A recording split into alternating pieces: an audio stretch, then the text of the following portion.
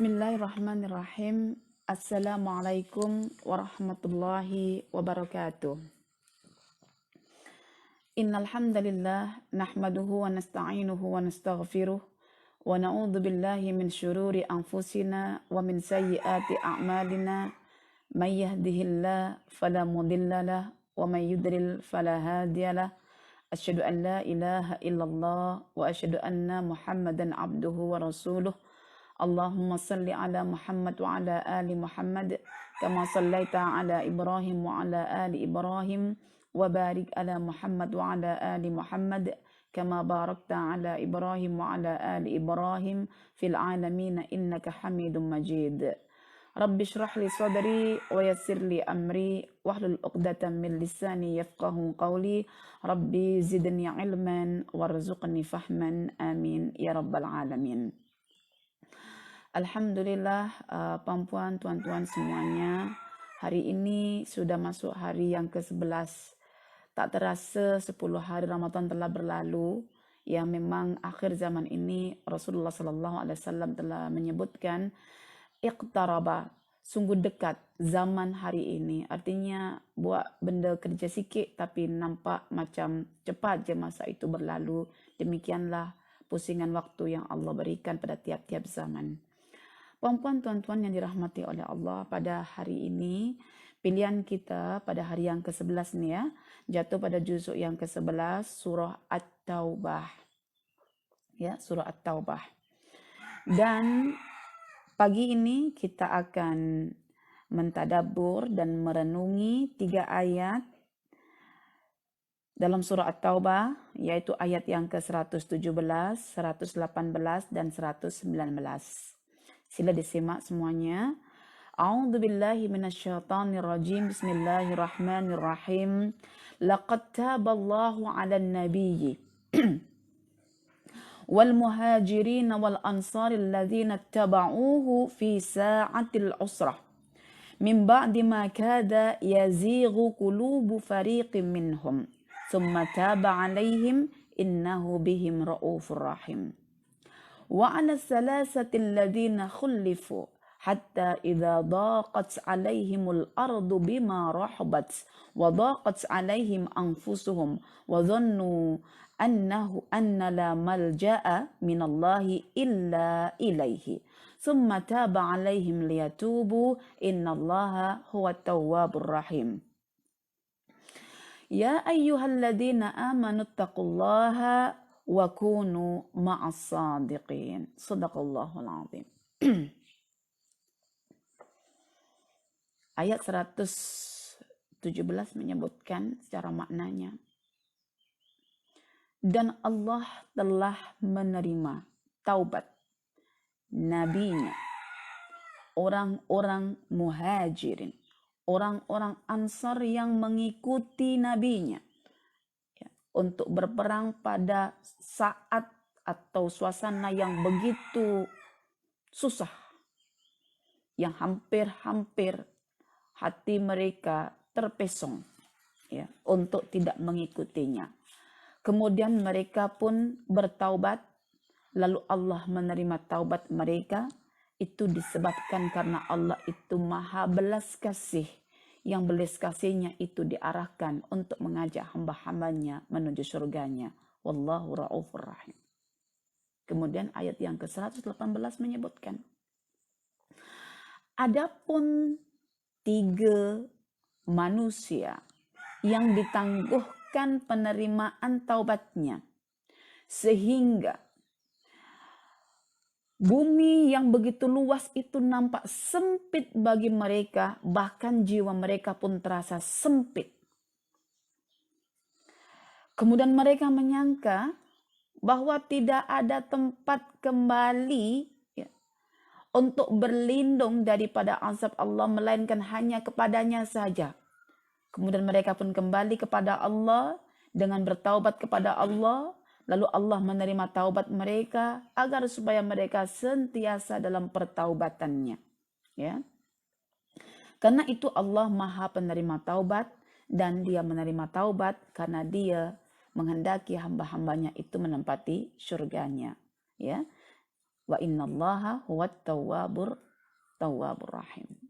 Kemudian ayat yang ke-119, wahai orang-orang yang telah menyatakan dirinya beriman, buktikanlah keimanan kalian itu dengan bertakwa kepada Allah, dan buktikan ketakwaan kamu itu dengan cara berkumpullah, berhimpunlah pada komuniti orang-orang yang jujur. Baik, perempuan tuan-tuan yang dirahmati oleh Allah, 3 ayat ini sebetulnya adalah penjelasan yang mudah untuk difahami mengenai teori-teori yang sudah kita bincangkan pada renungan-renungan yang lepas. Karena perbincangan kali ini adalah menyentuh aspek al-qasas fil Quran, yaitu cerita yang Allah dedahkan dalam Al-Quran. Ya, kisah tentang 2 golongan manusia, yang satu golongannya itu berjaya mengatasi syahwatnya sehingga sanggup menderita untuk mentaati perintah Rasulnya, sementara golongan yang kedua tidak mampu mengatasi syahwatnya, nafsu ammarahnya, sehingga larut dalam kenikmatan dan akhirnya menderita lebih besar daripada penderitaan orang-orang yang turut berjuang bersama Nabi Muhammad SAW. Jadi inilah gambaran praktisnya kalau kita merasa pening selama ini dengan teori-teori yang Ustazah bagikan. Ada namanya kolbula, ada sodrula, ada lubbu, ada fuad, ada lagi hawa nafsu hawanya, ada lagi nafsu ammara, nafsu lawama, nafsu mutmainah, ada pemikirannya, ada ulul albabnya, ada ulul absarnya, ada ulul nuhanya. Semua itu boleh kita faham dalam satu kisah yang akan Ustazah jelaskan pada pagi hari ini. Oke. 3 ayat Ustazah pilih dalam surah At-Taubah, ya. Surah At-Taubah masuk pada juzuk yang ke-11, ya. Mulai 117 sehingga 119 akan kita renungkan pagi ini, ya. Kita bagi dulu, ya. Ayat 117 menjelaskan tentang pertaubatan yang diterima, ya. Pertaubatan yang diterima. Kemudian ayat 118 itu menjelaskan tentang pertaubatan yang ditangguhkan. Ya, pertaubatan yang ditangguhkan penerimaannya. Dan ayat 119 adalah menjelaskan tentang susulan praktis atas pertaubatan yang diterima, ya. Susulan, ya, praktis atas pertaubatan yang diterima oleh Allah Subhanahu wa taala. Oke.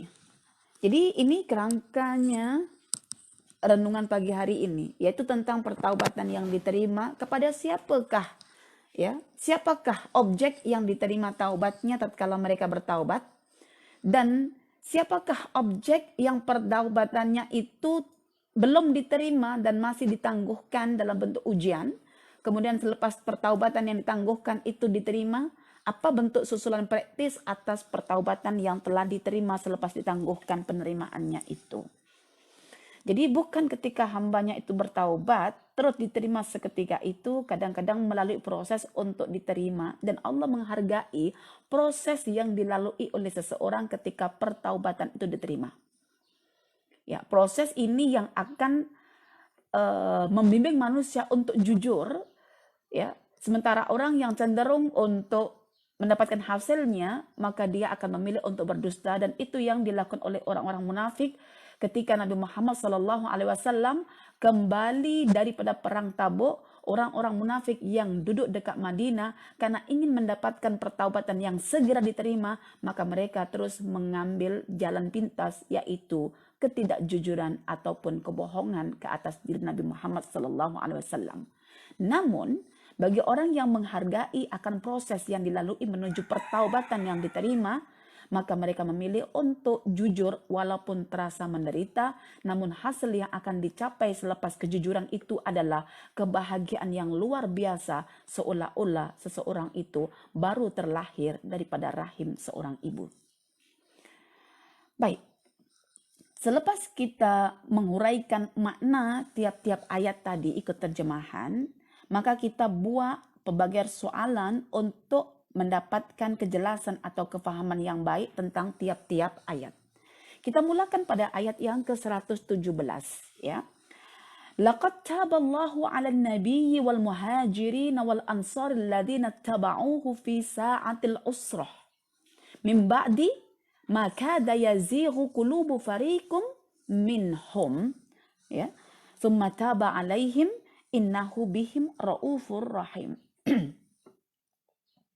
Nabi Muhammad, orang-orang muhajir, orang-orang ansar bertaubat kepada Allah selepas mereka diperintahkan untuk menjalani perang Tabuk, perang yang dalam keadaan susah, ya, jarak sungguh jauh, cuaca sungguh panas, ya, yang hampir-hampir kalbu mereka tumbang oleh serangan nafsu, oleh serangan syahwat, oleh serangan syaitan, serta oleh serangan hawanya.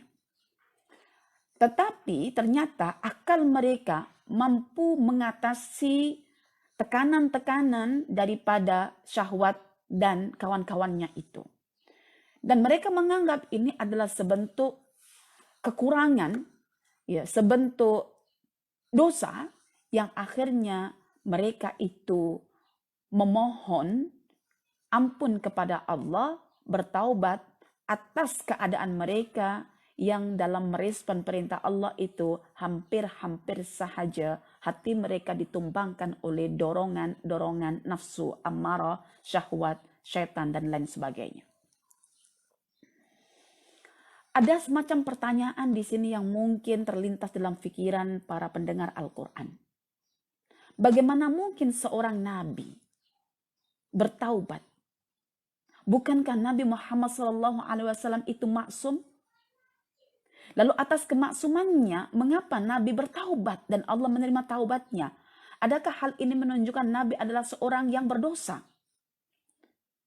Tuan-tuan yang dirahmati oleh Allah, satu perkara yang mesti kita letakkan terkait dengan perbincangan para Nabi adalah bahwa Nabi itu adalah pilihan Allah, bahwa Nabi itu adalah hamba Allah yang mulia, bahwa Nabi itu adalah memiliki keutamaan-keutamaan yang telah Allah letakkan pada dirinya. Namun, Nabi Muhammad SAW pernah bersabda, yang aku risaukan dari umatku bukanlah ketika mereka itu terjebak dalam dosa, tetapi ketika mereka itu terjebak dalam ujub karena merasa tidak berdosa. Artinya orang yang berdosa dengan orang yang merasa dirinya tak berdosa, sungguh ketika merasakan diri itu tidak berdosa, diri itu begitu suci dari dosa, itu lebih berdosa daripada dosa itu sendiri. Karena itu Nabi SAW sebagai uswah hasanah, panutan teladan bagi seluruh umat manusia, maka dia memberikan contoh yang terbaik untuk umatnya. Nabi Muhammad sesuai dengan sifat kemanusiaannya, merasa dirinya melakukan dosa. Karena ketika merasa dirinya tidak melakukan dosa, sungguh itu sebuah ujub, sebuah perasaan yang menatijahkan kesombongan dan nantinya boleh melanggar perintah Tuhan. Walau demikian, banyak tafsiran yang menyebutkan tentang makna ayat ini. Termasuk Dr. Muhammad Ratib An-Nabulsi dalam tafsir tadaburnya menyatakan, sungguh pertaubatan Nabi ini disebabkan karena makrifat Nabi terhadap Tuhannya, terhadap kesempurnaan sifat Tuhannya. Bahwa ketika Nabi di masa lalunya itu melakukan makrifat, sungguh makrifatnya akan diperbaharui oleh makrifat sekarang. So kekurangan atas makrifat sebelumnya itu di-cover oleh pertaubatannya. Itu pandangan Dr. Muhammad Ratib An-Nabulsi dalam tafsirnya dan juga dalam Mausu'ah Asma'ul Husna. Baik. Tetapi apa yang perlu kita simpulkan pada ayat yang ke-117 ini adalah kenikmatan yang dialami oleh para pengikut Nabi Muhammad SAW. Kenikmatannya adalah taubat mereka diterima, kepedihannya terasa ketika mereka berjuang di kala panas, jarak jauh yang ditempuh, tapi mereka kembali berbahagia dan kemenangan. Mereka kembali bersama Nabi yang dicintai oleh mereka, Nabi Muhammad SAW. Seterusnya pada ayat yang ke-118, ada jenis golongan manusia yang kedua, ya, yaitu mereka yang ketika bertaubat, taubatnya ditangguhkan penerimaannya oleh Allah Subhanahu wa taala. Ya. Dan ketika pertaubatannya mereka ditangguhkan oleh Allah Subhanahu wa taala disebabkan karena pelanggaran terhadap perintah Allah, di mana mereka tidak mau mengikuti perintah Rasulullah untuk pergi berperang di kala musim panas dan jaraknya begitu jauh yang meletihkan, ya, maka Allah menimpakan suasana kejiwaan yang begitu menyakitkan. Dan inilah sepatutnya suasana kejiwaan yang dialami oleh setiap manusia yang melakukan dosa. Lantaran suasana kejiwaan seperti inilah menyeret pelakunya untuk kembali kepada Allah, untuk bersangka baik tentang Allah, bahwa tidak ada jalan keluar melainkan hanya bertaubat kembali kepada Allah. So, suasana yang mereka alami, ya, tatkala mereka melanggar perintah Tuhannya, disebabkan oleh ego masing-masing, disebabkan karena nafsu amarahnya yang lebih dominan daripada nafsu lawamanya, maka suasana kejiwaan mereka itu disebutkan dalam Al-Quran ini, hatta idza daqat alaihimul ardu bima rahabat. Pada suasana seolah-olah bumi itu terasa sempit baginya, padahal bumi itu terlalu luas, bima rahabat. Namun mengapa begitu sempit? Sebab di kanan kiri mereka orang-orang yang beriman tidak menghiraukan 3 manusia yang telah melanggar perintah Rasulullah. Pergi ke sana, pergi ke situ, semua tidak menyapa, semua tidak menegurnya. Bahkan jiwa mereka terasa sesak. Mengapa sesak? Karena hakikat setiap dosa itu akan menatijakan kegelisahan, ketakutan, dan kesedihan.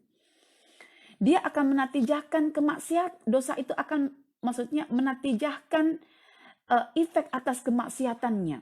Dan hal inilah yang membuat terasa sempit dada manusia yang melakukan perbuatan dosa itu.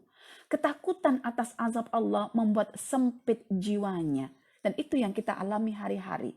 Ketakutan kita akan azab Allah membuat dada kita terasa sempit, ya.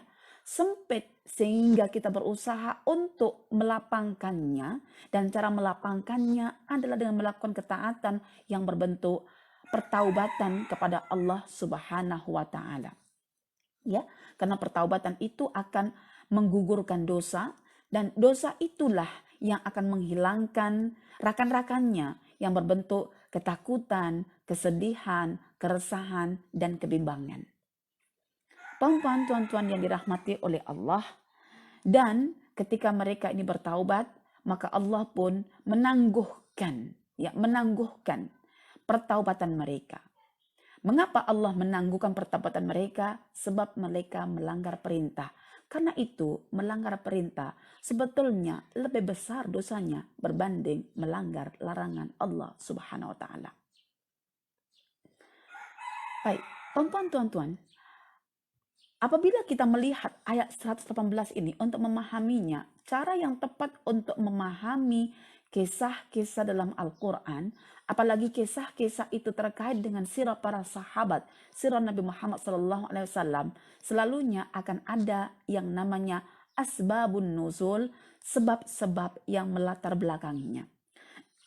Karena itu, Ustazah merujuk pada satu karya yang ditulis oleh Profesor Dr. Mahmud Al-Masri yang menulis satu kitab, ya, Sahih Asbabun Nuzul, ya, Asbabun Nuzul, di mana satu Al-Quran daripada bermula surah Al-Fatihah sehingga surah An-Nas, jika ada ayat-ayat yang terkait dengan latar belakang penurunannya, maka beliau, ya, Mahmud Al-Masri ini akan mengeluarkan ikut susunan surah-surahnya dan dikeluarkan apa latar belakangnya, yang dipilih hanyalah hadis-hadis yang sahih sahaja.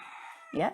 Dan alhamdulillah kitab ini pun diterjemahkan oleh salah seorang rakan kami dan kami mengetahui kepandaiannya dalam menerjemahkan terjemahan bahasa-bahasa Arab itu. Jadi bahasanya sangat mudah untuk dipahami.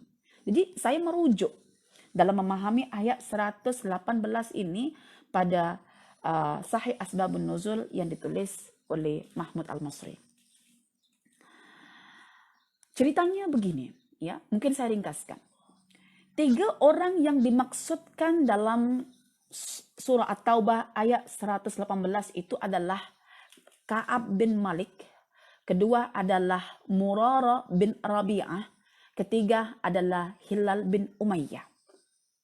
Ya. Ketiga-tiga ini sahabat besar sebetulnya yang sentiasa menghadiri peperangan, ya. Kecuali Ka'ab bin Malik, ya, belum sempat ketika itu menghadiri perang Badar, ya. Karena pada ketika itu perang Badar bukan dimaksudkan untuk berperang tetapi untuk menghalang kafilah Quraisy yang lalu daripada perjalanannya daripada Syam, ya, yang melalui Madinah. Bukan untuk berperang.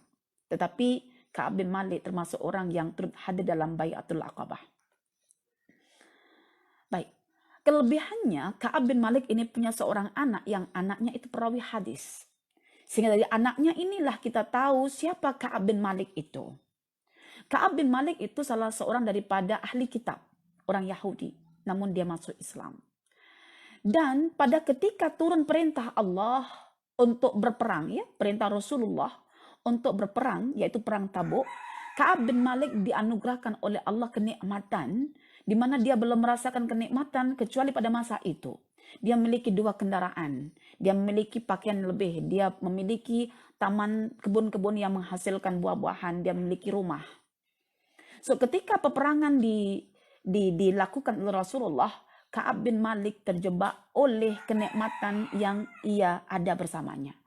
Ya, ketika itu musim buah-buahan, ya, karena pada ketika itu adalah musim panas, so buah-buahan yang ranum, yang masak, yang manis, yang penuh dengan kelezatan dihadirkan oleh Allah pada musim itu. So, siapa hati manusia yang tidak hampir terpesong ketika menyaksikan perintah Allah, perintah Rasulullah untuk berperang begitu menyakitkan?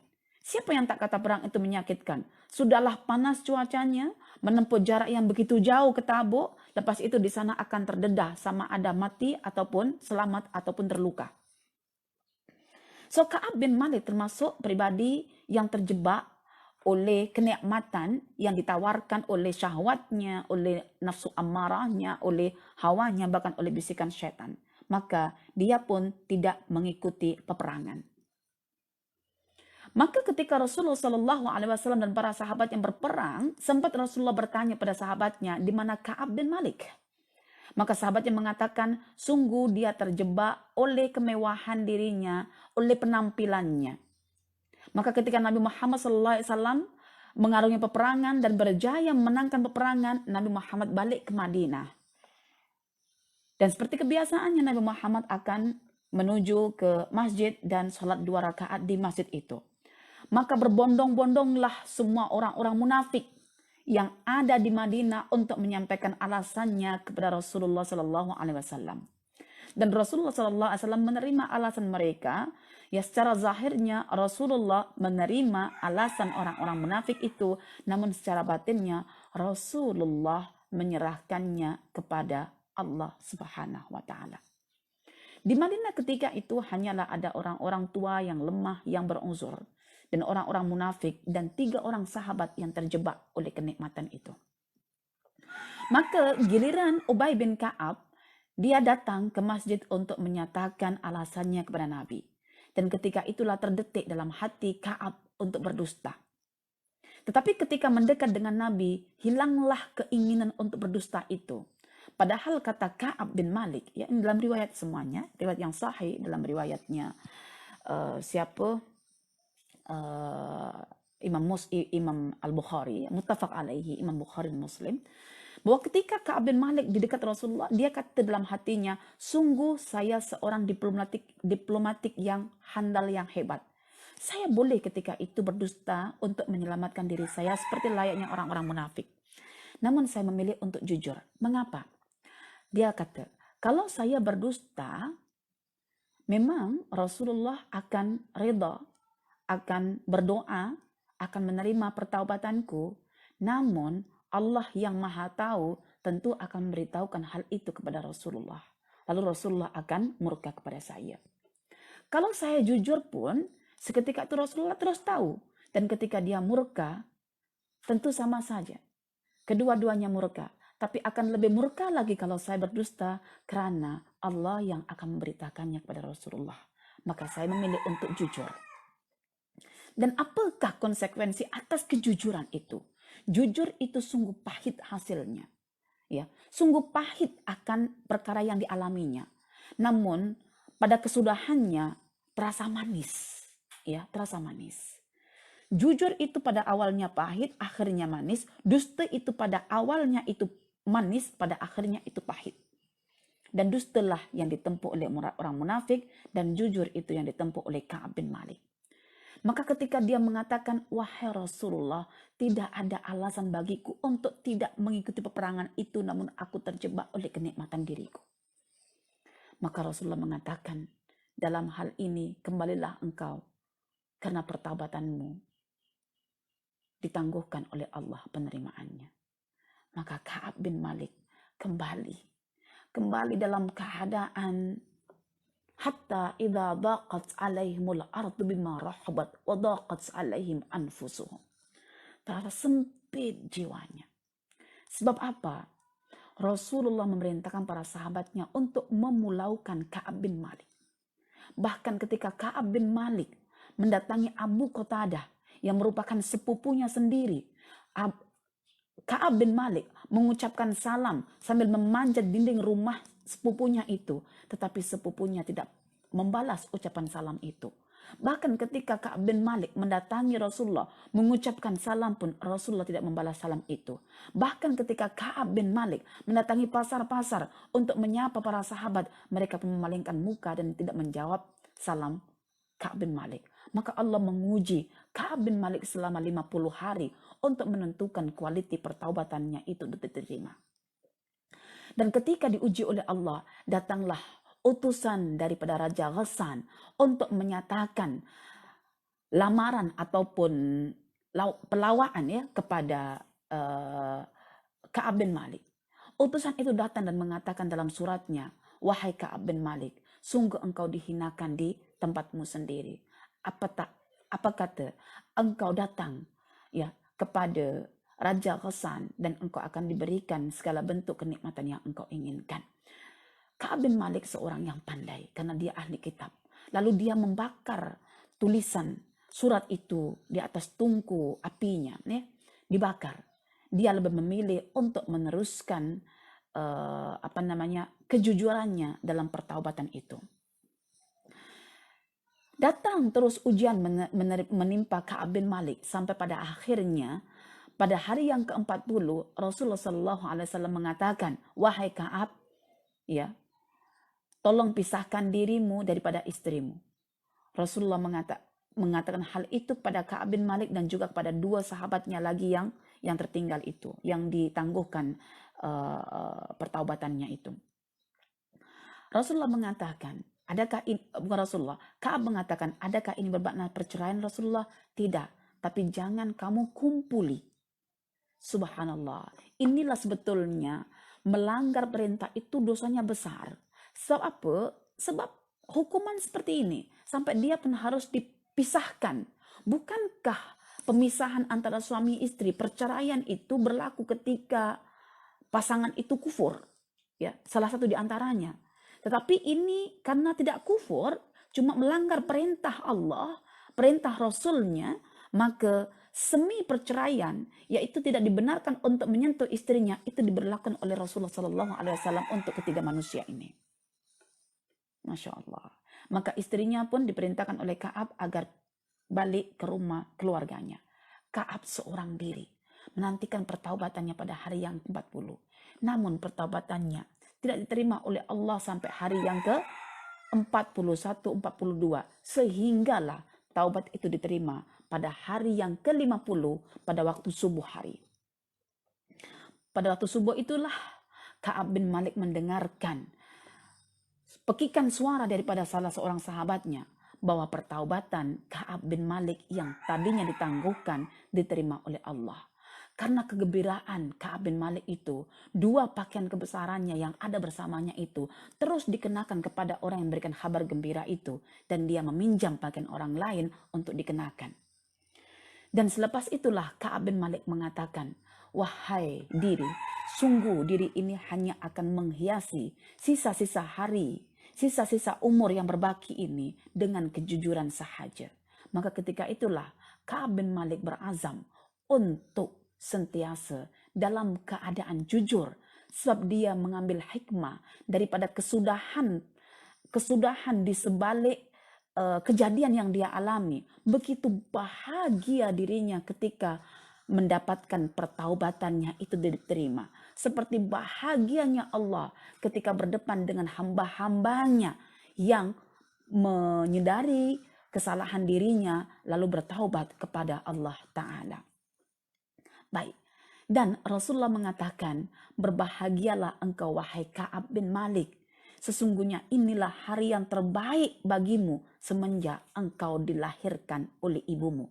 Artinya Rasulullah mengatakan tidak ada kegembiraan pada diri Ka'ab semenjak dilahirkan sampai pada hari itu, melainkan hari diterima taubatnya oleh Allah Subhanahu wa Ta'ala. Maka ketika itulah Ka'ab mengatakan, "Wahai Rasulullah, sungguh aku sedekahkan semua harta-hartaku untuk di jalan Allah. Saya sedekahkan semuanya." Maka Rasulullah mengatakan, "Jangan semuanya, tapi sisakan yang sedikit untukmu."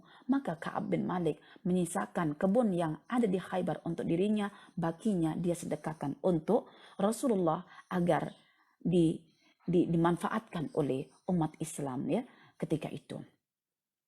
Terkait dengan hal ini, maka Allah berfirman, "Khudh min amwalihim sadaqatan tutahhiruhum wa tuzakkihim biha wa shalli 'alaihim inna salataka sakanun lahum."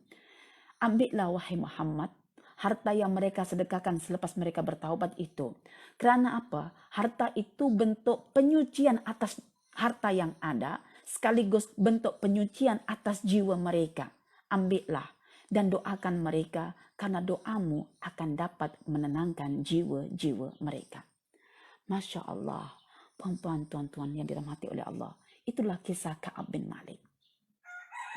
So, apa sebetulnya ya renungan yang boleh kita hadirkan, pesan yang boleh kita hadirkan daripada kisah tersebut?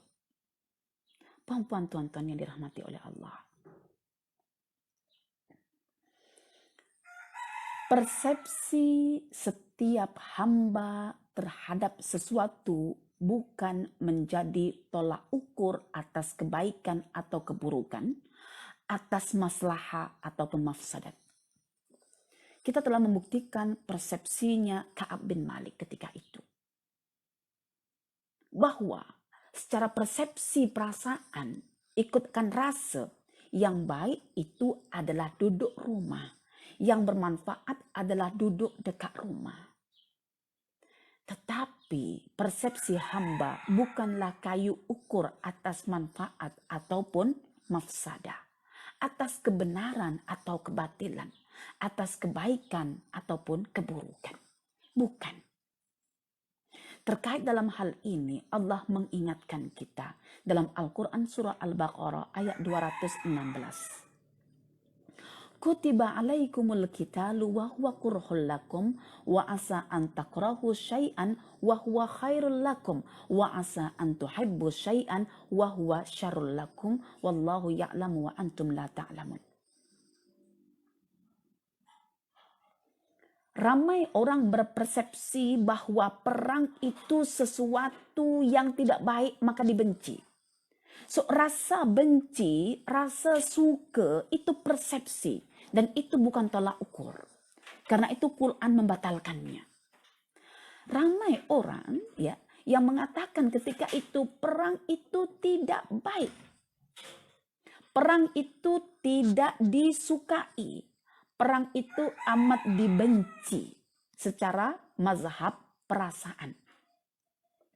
Tetapi Allah membuka akal kita bahwa apa yang dibenci oleh manusia itu padanya tersimpan kebaikan, tersimpan manfaat. Dan apa yang dicintai oleh manusia itu tersimpan keburukan, tersimpan mafsadat. So hari ini mungkin kita tidak akan pernah terlepas pada suasana-suasana yang membuat kita tidak suka. Amat berbahaya bila kita tak pernah membenci sesuatu. Dan lebih berbahaya lagi bila kita tak boleh mengambil kebaikan di sebalik kebencian yang kita rasa itu. Kata Imam Ibnu Qayyim al-Jauziyah bahwa secara umum maslahah kebaikan, secara umum mafsadah atau keburukan itu berada di atas, di luar persepsi manusia. Artinya setiap keburukan ya itu selalunya berada di sebalik sesuatu yang dicintai oleh manusia. Dan setiap manfaat atau kebaikan itu berada di sebalik sesuatu yang dibenci, yang tidak disukai oleh manusia. Baik perempuan, coba perempuan tuan-tuan kira berapa banyak fenomena yang perempuan tuan-tuan benci.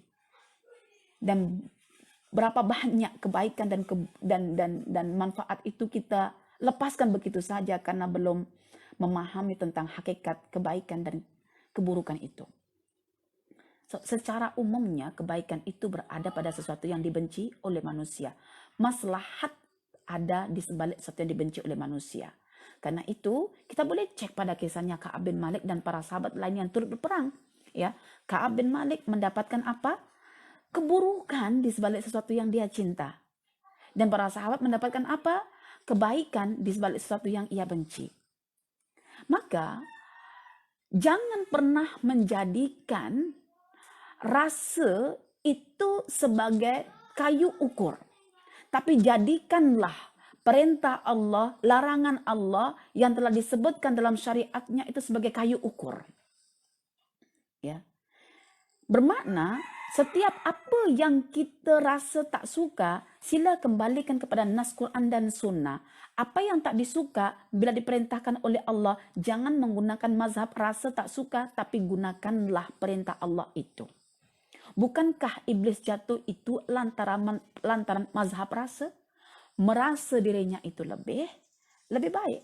Jadi dia gagal dalam mentaati perintah Allah. Kegagalan itu kebanyakannya bermula daripada persepsi yang bersandarkan pada perasaan, bukan pada Al-Quran ataupun pada sunnah Nabi Sallallahu Alaihi Wasallam dalam bingkai perintah dan larangan. Yang kedua, cobalah kita mengambil hikmah di sebalik setiap kesudahan. Ya, jangan mengambil hikmah di tengah-tengah proses keadaan. Kita kena mengambil hikmah di sebalik setiap kesudahan. So, apa kesudahan yang dialami oleh Ka'ab bin Malik? Kita ambil hikmahnya. So, apa yang dialami, kesudahan yang dialami oleh para sahabat yang lain yang turut berperang, kita ambil hikmahnya. Memang setiap kebaikan itu terasa sakit adanya. Setiap manfaat itu hanya akan diraih oleh sesuatu yang kita rasakan sakit. Ya, karena itu perempuan tuan-tuan semuanya, yang saya katakan, saya ulang-ulang sekali lagi, manfaat kebaikan selalu berada di sebalik sesuatu yang kita benci. Kalau tidak percaya, coba kita analogikan agar kita yakin. Kalau tidak percaya, kita analogikan ketidakpercayaan itu pada fakta supaya kita boleh saksikan dan kita yakin. Mari kita sekarang membina keyakinan atas teori yang Al-Quran katakan ya dalam surah Al-Baqarah ayat 216 itu. Ya. Kita analogikan seorang tukang kebun atau seorang petani. Setiap yang namanya petani atau pekebun, ya, dia akan sentiasa memperhatikan tanaman-tanamannya. Betul kan? Dan setiap ada akar ataupun ada tanaman yang melilit, ya, tanaman yang dia tanam itu, yang dia harapkan buahnya itu, dia mesti akan menceraikan, dia akan mesti mencabutnya daripada tanaman itu agar tak merusaknya. Hari-hari tukang kebun itu akan memperhatikan tanamannya. Kadang-kadang dia akan mengambil vitamin atau zat daripada tanaman lainnya yang zat nabati itu diambil daripada tanaman yang memiliki buah yang unggul, tanaman yang unggul. So diambil dan nantinya akan disuntikkan kepada tanaman yang diharapkan berbuah lezat itu. Kemudian petani atau pekebun itu akan memotong-motong dahan-dahan yang ada, ranting-ranting yang ada. Karena hakikat dahan yang rimbun, ranting-ranting yang sudah kering itu hanya akan mengurangi kekuatan pada pokok itu dan akan menghalang pokok itu untuk menghasilkan buah. Maka ketika dicantas ya, dipotong ya, dicantas dahan-dahan, daun-daun yang rimbun itu, maka perlahan-lahan pokok yang gundul, pokok yang tidak ada daun karena dicantas itu, perlahan-lahan mengeluarkan buahnya sehingga buah itu layak untuk dihadirkan di atas meja kebesaran seorang raja.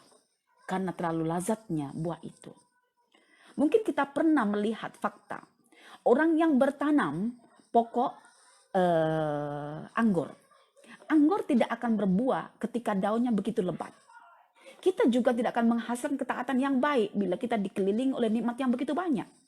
Karena itulah seorang tukang kebun yang baik, yang tahu akan tanamannya, dia akan cantas ya dengan gunting-gunting besi itu tiap-tiap dahannya. Dan ketika dahannya itu gugur, ranting-ranting yang kering pun digugurkan, maka yang keluar adalah buah yang ranum, buah yang segar, buah yang masak, buah yang lezat, buah yang manis rasanya.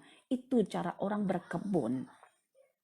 Bahkan saya pun menjumpai ketika tanaman itu begitu rimbun daunnya karena kita merasa enggan untuk mencantasnya, enggan karena kesian tidak nampak cantiknya, atau enggan karena kita tidak tahu dan jahil akan berkebun itu, maka kita biarkan daun itu rimbun. Tetapi ketika kita tarik akarnya, sungguh yang ada cuma ubi yang kecil size-nya. Bahkan kalau kacang pun cuma sedikit jumlah kacang yang ada. Saya perasan karena apa? Karena ketika bertanam kacang dan kacang itu rimbun daunnya sungguh hijau, ketika kita tarik sedikit jumlahnya. Tapi ketika daunnya sudah tidak ada, kita anggap macam buruklah kacang ini. Tetapi bila kita tarik, isinya sungguh luar biasa banyaknya. Jadi buah itu dihasilkan ketika daun-daun itu gugur dan dicantas. Demikian juga bila kita bertanam ros dan lain sebagainya. Demikianlah buah-buahan itu akan keluar ketika pokok itu disakiti. Ketika kita memandang pokok itu dengan pandangan tidak suka, tak ada daun, dah gugur dah. Bukankah pokok sakura mengeluarkan bunga-bunganya tatkala daunnya itu gugur? Demikianlah, nampak sebelum bunganya itu terbit, kita nampak tengok itu gundul, itu aib karena pokok itu bertelanjang. Tapi hakikatnya dia hendak menunjukkan kecantikannya. Demikianlah tuan-tuan, nampak luar begitu menyakitkan, tetapi di sebaliknya itu ada kenikmatan yang Allah simpan. Ya. Tuan-tuan yang dirahmati oleh Allah, namun kita tidak akan mampu untuk memandang kebaikan di sebalik setiap kesudahan. Kalau kita tidak mengenal perbuatan Allah, tidak mengenal sifat-sifat Allah. Oleh itu, sebagai solusinya, tuan-tuan, marilah kita kembali mengenali Allah. Mengapa kita perlu mengenali Allah? Sebab dengan mengenali Allah, kita akan dapat membina persepsi yang baik tentang perbuatan Allah. Ya, kita akan mampu membina persepsi yang baik tentang Allah. Bila seseorang sudah memiliki persepsi yang baik tentang perbuatan Tuhannya, dia akan reda terhadap setiap ketentuan-ketentuan yang telah ditetapkan oleh Allah. Sama ada ketentuan itu berbentuk perintah yang secara perasaan kita macam tak suka, atau berbentuk larangan yang secara perasaan kita begitu menyukainya. So kita akan reda. So, keredaan seorang hamba terhadap setiap ketentuan Allah ini bermakna hamba itu telah merealisasikan keimanan dia yang keenam, yaitu percaya kepada takdir Allah baik atau buruknya. Apa yang menimpa manusia itu sebetulnya semuanya adalah baik. Karena apa yang baik pasti akan berlaku. Dan apa yang berlaku itu atas pilihan Allah, bukan atas pilihan manusia. Manusia memilih kalau pilihannya itu buruk, Allah tolak, Allah bagi pilihan yang baik.